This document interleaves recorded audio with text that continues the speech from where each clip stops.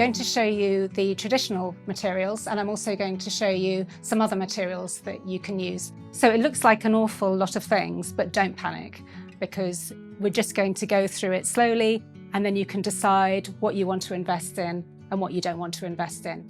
When it actually comes down to it, all you really need is thread, fabric, needle, and then we go out from there, we expand from there. So first of all, we're going to look at fabrics.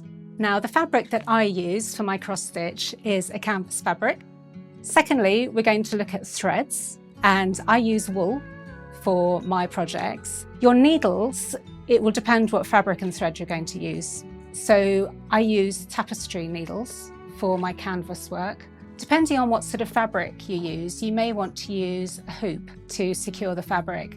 If you're going to use a heavier fabric, you may also want to invest in a frame. Now, you're going to need some dressmaker's scissors. These are quite delicate. Don't let anybody borrow your scissors. I also have some smaller scissors, and these are really good for cutting threads. You can use little snips as well, which are these things. Another really good tool to have is a seam ripper. And this is really good if you make a mistake. And then I've got some sewing thread here. It's a good idea to have some pins as well. So I'm going to look at drawing materials as well. So I use plain paper. I just use this one from Goldline, which is a marker pad. It's quite see-through, so it kind of doubles as tracing paper as well. I've got some pencils here for drawing, and then I've got some pencil crayons in all different colours. A ruler is always useful.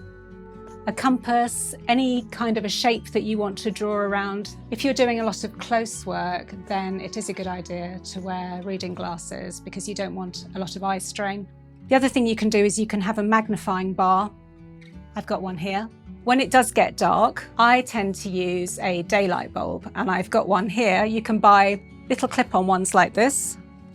When you've finished your finished project, when you finish the stitching, you may notice that your work is slightly skewed.